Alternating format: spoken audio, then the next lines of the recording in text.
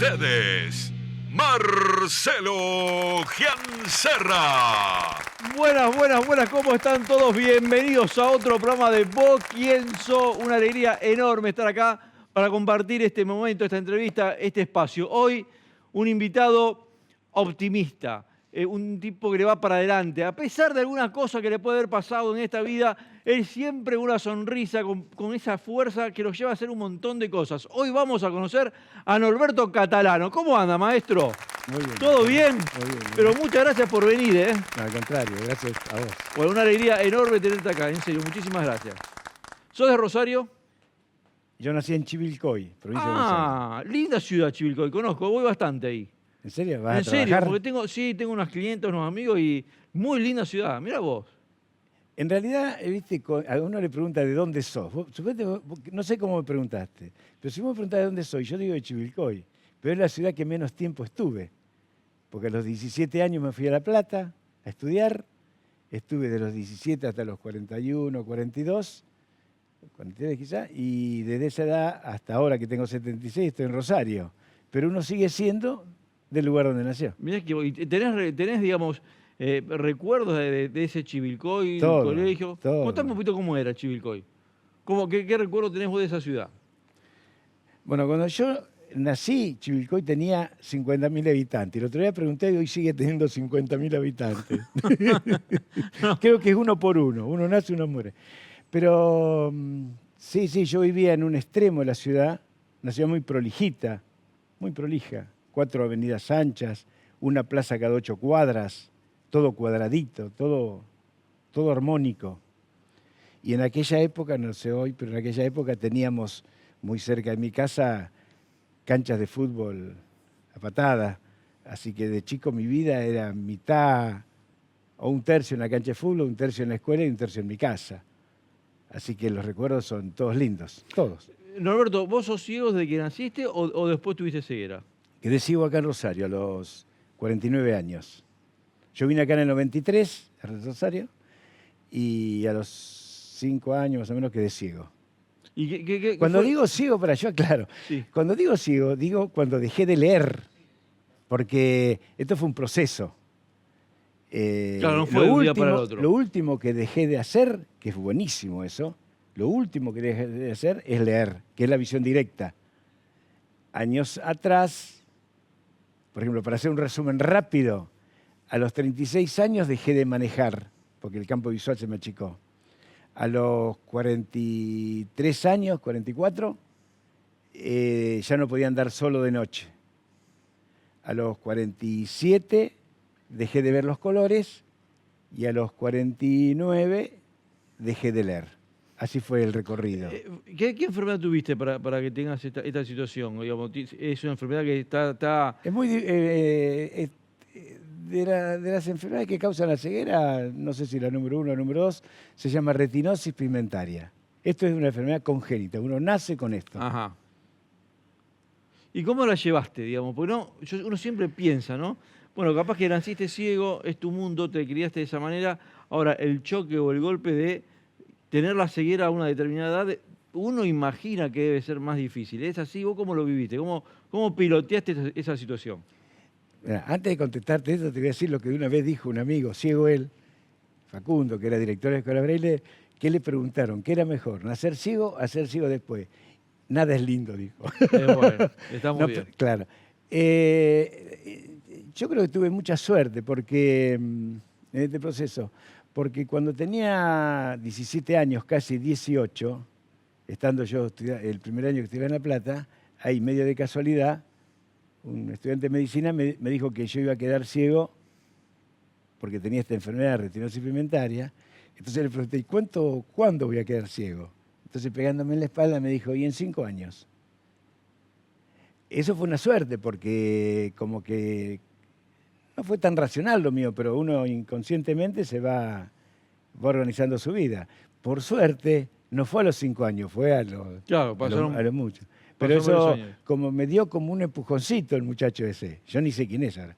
Porque yo calculé que con 5 años me recibía y me apuré y me recibí. ¿Y de qué te recibiste? De contador, de La Plata. ¿Ejerciste muchos años después de eso? Hasta que quedé ciego, viví de eso. Viví y vivo de eso. ¿Todavía trabajás? No, de No. la jubilación. Ah, claro, tenés razón. Claro. Pero digamos, para tu laburo la pudiste pilotear bien. Sí, ahí fui tomando una serie de decisiones, porque no voy a negar, yo tenía presente permanentemente que iba a quedar ciego, no es que no era un tiro al aire. Yo me casé bastante, en aquella época era normal, me casé cuando tenía 24 años. Y mi preocupación en ese momento era que mi familia, cuando yo quedara ciego, no tuviera una debacle. Y me fui viviendo con esa filosofía. Y mi esposa me acompañó. ¿Sabe cuándo mi esposa se enteró que yo iba a quedar ciego? ¿Cuándo? El día anterior a mi casamiento. Porque no se lo dije yo. Se lo dijo mi hermano. Dijo, ¿vos sabés que no pronto va a quedar ciego o no? Bueno, te digo que va a quedar ciego. Bueno, no importa, y se casó. Igual. Tuvimos 5 hijos. ¿5 hijos? Sí. Y entonces, ¿de qué manera yo digo que fui viviendo pensando en esto, que mi familia no tuviera una debacle? Yo soy de una familia bastante humilde, muy por su humildad, austera por obligación, y yo soy austero. Algunos dicen que soy amarrete. Hay una fila de línea. Hay una, sí. Según como lo mires, de acá o de acá. Pero sí, fui austero, le di prioridad a tener una casa, le di prioridad a que mis hijos se formaran con escuela, le di prioridad a no tener un auto 0 kilómetros. Yo el primer auto 0 kilómetros que tuve, me lo tuve cuando me lo dio la empresa. Por el cargo que había llegado, me dio un auto. Y en la vida me fue bien, sigo igual yo sigo igual. Sigo austero como antes. Y aparte de ser contador, de formar la familia, sé que sos un gran deportista, sé también que has estado en la radio. O sea, a mí la gente que te conoce me ha hablado de tu optimismo, que a pesar de las cosas que te pasaron, vos le das para adelante y siempre tenés un espíritu como festivo de la vida. Mira, yo soy optimista, es cierto, soy optimista. Y cuando veo una persona pesimista, digo, ¿cómo podría ser esa persona para cambiar? Mi quinta hija es psicóloga y le he preguntado, che, ¿cómo tiene que hacer una persona para dejar el pesimismo? Y, viste, como dicen los psicólogos, y con terapia, porque ellos se buscan el Es un trabajo. Claro. Pero mi vida la puedo dividir fácilmente en 3. Hasta los 21, casi 22 años, estudié primaria, secundaria, universidad. Ahí empecé a trabajar y trabajé 26, 27 años, hasta los 48, más o menos. Ahí trabajé. Y cuando ahí me jubilé por la ceguera. Claro. Ya los últimos años eran bastante complicados. Me tenía como una mochila en la cabeza porque iba a trabajar y no veía bien. La computadora... Ahí en esos años, yo te estoy hablando de año 97, 98 más o menos. En el año 96 fue cuando empezó a aparecer el tema de fuertemente el internet, la computadora familiar. Y entonces, hasta esa época entonces, los siguientes 26, 27 años, formé la familia con estos 5 hijos, todos estudiaron, porque en mi casa no era la discusión estudio o no estudio, la discusión en todo caso era qué estudio. Claro. No había opción. Claro, pero no era porque se hablara, era porque los hijos terminan aprendiendo por lo que ven, no por lo que escuchan. Exactamente. Pero eso estoy requete convencido. Yo jamás le puse una silla y le hablaba, no. Y ellos son todos en ese sentido muy parecidos. Muy trabajadores todos, muy trabajadores. Che, Roberto, ¿el deporte en tu vida cuándo aparece? Bueno, y después de que quedé ciego, ahí tuve la tercera etapa, de hasta ahora, que yo no puedo decir que era más feliz, pero es muy feliz, mi vida es muy buena, muy linda. Qué lindo que decís. Porque el primer año fui a la escuela Braille a aprender a usar el bastón. Aprendí el Braille no tanto para usarlo, sino para saber en qué consistía el Braille. En general uno no sabe. Después casi yo no lo uso. Pero ahí, estando en la escuela Braille, como yo veía que los muchachos y chicas ciegas que estaban ahí tenían una vida muy sedentaria, se pasaban sentados, tomando cerveza, y con la ayuda de una profesora y un profesor, empezamos a hacer deporte en el Parque Urquiza. Empezamos a trotar. Y cuando yo estaba trotando, los primeros que hice fueron a lo mejor 100 metros, 200 metros. Yo, durante los años de trabajo, nunca había podido hacer deporte, nunca, porque trabajaba muchas horas por día y el sábado y domingo lo dedicaba a mi señora y mis hijos. Y era una cosa que me dolía, a mí me gusta mucho el deporte. De chico sí, había jugado en Chivilcoy, llegué a jugar hasta la primera de un club local que se llama Villarino, cuando tenía 16 años. Después fui a La Plata a estudiar y jugábamos en los parques, como acá. Y entonces cuando empezamos a hacer deporte, yo ahí tenía un año de ciego, quizás un año y medio, 2, y uno de mis hijos me dijo que en La Pampa, en Santa Rosa de La Pampa, había un torneo nacional de atletismo para ciegos. Entonces me fui, le dije a mi señora si no me llevaba ella en auto, y fui con mi guía. En ese momento mi guía es un muchacho que es arquitecto, que hace poco lo vi de nuevo, Javier Gárate, no sé si lo conocen, excelente. Y corrí, me anoté en 10.000 metros, yo nunca había corrido 10.000 metros, lo máximo que había corrido eran 5.000 acá. Pero me anoté en la pista y me costó un montón. Éramos 3 ciegos los que corríamos, salí tercero, obviamente. Pero digamos... Pero vine con un entusiasmo, ¿para qué? Para organizar en Rosario el deporte para ciegos, porque acá no estaba organizado. Acá había 2 muchachos que hacían deporte. Uno, Roberto, que hacía natación, y otro, Horacio, que vendía billetes. Horacio, sí, que hace maratones. Claro, ya no lo hace más. No lo hace más, un fenómeno. Oviedo, Horacio Oviedo. Y era que uno corría y el otro nadaba. Roberto es Roberto Zavalo, buen nadador. Entonces dije, acá lo que hay que hacer es organizarlo el deporte. Y acá me sirvió mucho, muchísimo me sirvió mi trabajo. Yo trabajaba en una empresa grande y las empresas grandes no tienen otra manera de ser si no es organizada. No hay otra manera. No hay manera. Y eso a uno lo va formando. Te va formando que tenés que planificar, va formando que tenés que cumplir los objetivos, te va formando que tenés que tener agenda, te va formando de relacionarte, te va formando de la formalidad, te va formando. Y 25 años ahí es mucho. Entonces hicimos la Asociación Rosarina de Deportes para Ciegos. Hoy sigue viva esa asociación. Fui presidente hasta enero de este año, que ahora hay otro muchacho, un tal Cristian. Y bueno, enseguida empezamos a hacer, primero empezamos a correr. Al año que yo vine de Santa Rosa de la Pampa hicimos un campeonato nacional de ciego en Rosario. Porque ¿Cuántos asociados tiene la asociación más o menos? Y en ese sentido ahí la formalidad falló un poquitito, porque en eso creo que yo me equivoqué. La población de ciegos, hay una pregunta que yo me hacía cuando yo quedé ciego y empecé a hacer deporte, digo, ¿dónde están los ciegos? En Rosario. Con plata, no. ¿Con plata? Con posibilidades, con posibilidades de hacer cosas. A lo mejor esta pregunta parece fea, no sé, ¿te pareció fea la pregunta? No, es real. Porque yo veía que todas las personas ciegas que conocían eran personas ciegas con muy pocos recursos. Humildes. Muy pocos recursos. Entonces la asociación que formamos fue sin pago de cuota social. Cuando una institución nace sin pago de cuota social tiene muchos problemas, entre ellos no anotar al socio, que es lo que no hacemos, no anotamos al socio. ¿Nosotros tenemos balance? Sí. ¿Tenemos personalidad jurídica? Sí. ¿Personalidad jurídica? Sí. ¿Tenemos presencia ante la AFIP? Sí. ¿Tenemos un libro de socios? Sí, pero está vacío, porque nos falta esa parte formal. Pero a pesar de eso, yo creo que ARDEC, la nuestra, la Asociación Rosarina de Deportes para Ciegos, debe ser la mejor institución de ciegos de la Argentina, de deportes. Lejos. ¿Por qué? Porque ninguno de nosotros usa la institución para ganar plata, claro, ninguno. Exacto. Segundo, el objetivo nuestro era que el ciego haga deporte, no era otro objetivo. Así logramos, por ejemplo, que una nadadora fuera a las Paralimpiadas, Anabel Moro, otro muchacho fuera de la selección de fútbol, Claudio Monzón.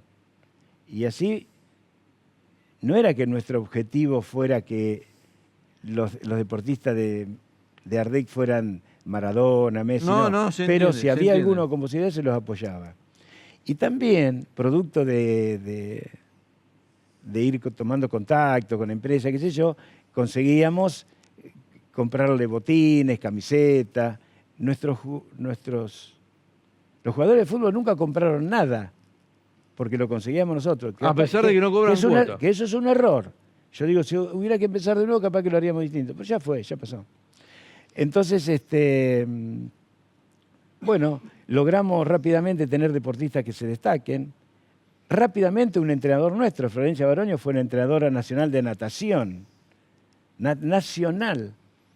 Por más que había porteños que querían ser ellos, no, porque ella llevó una delegación a la Paralimpiada de, creo que la primera fue Grecia. Y bueno, así fuimos avanzando. Y bien, consistentemente. Hasta que hace un par de años yo dije, ya estoy viejo, tiene que venir un tipo más joven, porque cuando uno se vuelve viejo, no es que se vuelve más burro, digamos, pero tiene que venir alguien con más ideas, con más empuje. Y así, bueno, ahora el nuevo presidente se llama Cristian, que seguramente lo va a hacer igual o mejor que yo, no tengo dudas. ¿Y tu paso por la radio cómo fue? Bueno, porque producto de Radio Mitre. De Radio Mitre, sí. Claro, porque en la vida cuando uno va circulando por la calle, al menos yo, uno va observando cosas.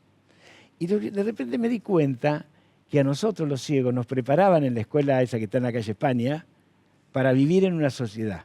Nos preparaban cómo ir al banco, cómo tomar un colectivo, cómo caminar, cómo entrar a una casa, nos preparan. Al que no preparan es al otro, a la sociedad, no lo preparan para estar con los ciegos.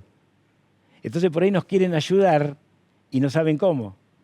Entonces se me ocurrió, y como yo escucho mucha radio, llamé un día por teléfono de Mitre para decir, yo necesito unos minutos. Me acuerdo que a Jorge Canepa le dije, yo no vengo a buscar plata, tampoco tengo plata para poner. Obvio. Pero él me dijo una frase muy linda, él me dijo, la radio es solidaria. Es solidaria. Entonces pensé que una cosa que podíamos hacer es explicarle a la sociedad cómo pueden hacer para ayudarnos. Desde lo más simple, que cruzar la calle, hasta cuando estamos comiendo, cómo nos ayuda, cómo cruzar una puerta, cómo sentarnos. Y fue bueno, yo creo que fue bueno, por ahí habría que seguirlo. Porque a veces yo estoy parado en un cordón y la persona me quiere ayudar. Yo te pregunto a vos, Marcelo, yo estoy parado en un cordón y vos me querés ayudar a cruzar la calle. ¿Qué haces?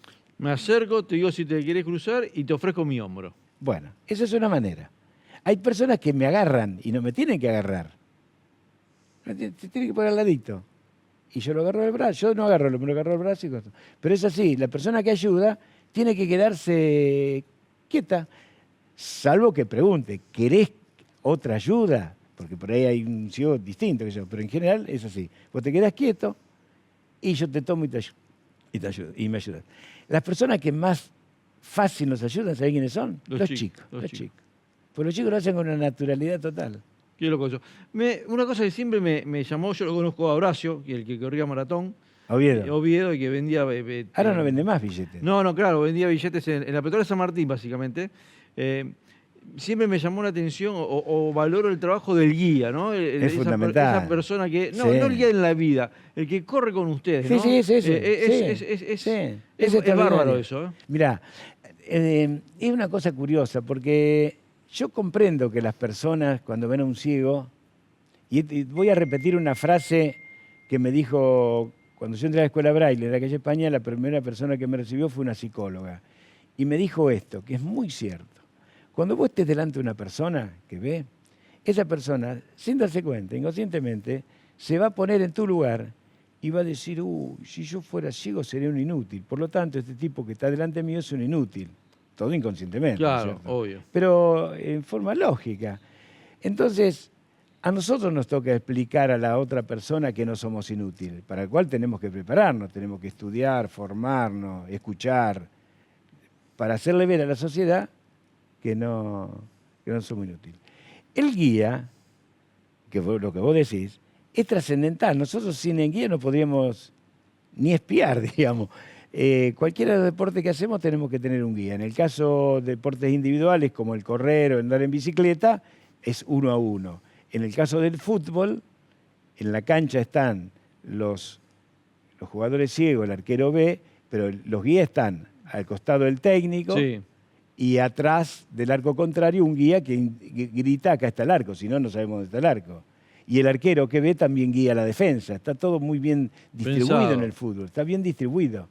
para que tampoco haya un montón de voces gritando. Si no, el ciego se vuelve loco. Algo que nos complica a nosotros es cuando hay mucho ruido. ¿Y cómo es el guía en el ciclismo? Eso me llamó la atención también. Bueno, yo hago ciclismo. Yo los únicos deportes que hago ahora son correr y ciclismo. Y las dos los hago con el mismo guía, que se llama Gustavo Koreman, lo conocí hace 2 años. Mi guía anterior falleció, Mira. hace 2 años justamente. Y apenas falleció, después conocí a Gustavo Koreman. Fíjate que mi guía anterior, Gustavo Colachili, murió muy joven, 51 años. El guía actual tiene el mismo nombre, Gustavo, y tiene la misma edad. Increíble. Esas cosas Sí, sí. del destino. Sí, sí. Pero en el Bueno, ciclismo, entonces, ¿el guía dónde va? ¿Al costado? es la bicicleta doble, la tándem. Ah, bien. Pero cuando nosotros, por ejemplo, no sé si vos conocés algo de deporte, sí. Sí, me encanta. ¿Conocés la carrera de Río Pinto? Sí. Bueno, la fuimos a hacer nosotros. Ahora, la gente cree que el crack soy yo. No, el crack es el guía, yo, claro. Pero lo que pasa, se acercan para sacarse fotos. Che, me dejás sacar una foto como si yo fuera Messi.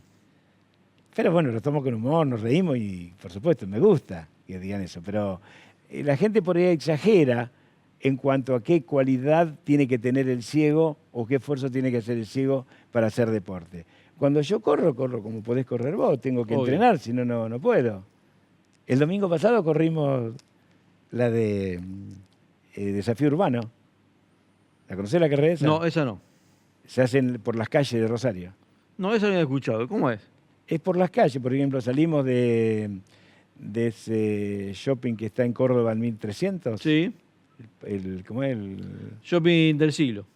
No, se llama el más viejo Rosario.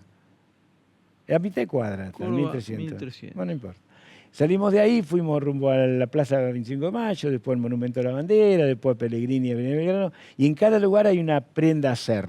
La prenda puede ser buscar una fecha, buscar un árbol, buscar algo y sacarse fotos como una búsqueda del tesoro. Una sería. cosa así. Y hay que sacarse fotos en cada lugar para demostrar que uno estuvo. Es muy lindo, es muy lindo. Qué bueno está eso. Y es muy lindo. Ahora, claro, fueron 10 kilómetros, había 17 y de 10, de 17 y 10, nosotros nos estamos en 10, hicimos la más corta, pero lo que habitualmente a mí me llevó 1 hora, ese día me llevó más de 1 hora y media, porque corré 2 kilómetros para buscar fotos, qué sé yo. Pero Es la búsqueda muy del tesoro, linda. vos sabés que históricamente había una empresa gaseosa que hacía una búsqueda del tesoro histórica muy grande y siempre funcionó bien en Rosario. O sea que es una idea media parecida, está buena. Puede ser. Está buena. Che, Yo Norberto, te quiero aclarar una cosa, Sí, por Marcelo, favor. para que esto seguramente lo va a mirar muchísima gente. La familia tiene muchísimo para hacer si en la familia hay un ciego, muchísimo. Y yo doy el ejemplo de mi familia. Mi familia a mí nunca me trató como un inútil, jamás, jamás. Bueno, mi esposa falleció hace mucho, ¿no? Pero mis hijos a mí me tratan como si yo no tuviera Claro, ceguera. eso es Y me fundamental. exigen como se le exige a cualquier padre. ¿Entendés? Con favores o con pedidos o con diálogo. Y eso es muy importante porque, y ahí también influyó el deporte, que la autoestima del ciego esté alta es fundamental para que uno no se quede quieto. No se caiga aparte. El mayor problema del ciego es el sedentarismo. Por eso que el deporte fue bueno hacerlo y organizarlo acá. Porque si hubieran seguido corriendo solo Horacio y Roberto nadando, y hubiera quedado ahí, hubiera aparecido un ciego de tanto. Hoy, ciego que hacemos deporte en Rosario, debemos ser seguro más de 50 o 60. Y tenemos un programa de los domingos a la mañana en la calle recreativa, que llamamos Paseo a Ciegas. Prestamos bicicletas azules, tándem, a cualquier persona. Tiene que ir de a 2, porque lo que queremos es divulgar la bicicleta tándem. Y fíjate qué cosa curiosa y extraordinaria, extraordinaria. Producto de la práctica, nos dimos cuenta que la bicicleta tándem era muy buena para algunas discapacidades que nosotros no sabíamos. previsto. Claro, por ejemplo, un síndrome de Down, un autista, una persona con dificultades de estabilidad. En la bicicleta tándem puede andar. Y puede andar en la bicicleta tándem una persona que nunca anduvo en bicicleta. Lo único que tiene que tener es mantener el equilibrio atrás, claro. Pedalear, obviamente. Norberto, millones de gracias por venir. Para mí fue un gustazo conocerte. Te agradezco esta charla y bueno, seguramente lo vamos a encontrar por ahí haciendo deporte, corriendo juntos y bueno, sinceramente millones de gracias. Si querés el domingo corremos. Dale, vale, te lo tomo. Cuando me bici. Bueno, muchas gracias. Gente, gracias a ustedes Gracias. por estar ahí. Gracias por acompañarnos. No se mueva que enseguida volvemos con más Vos Quién Sos.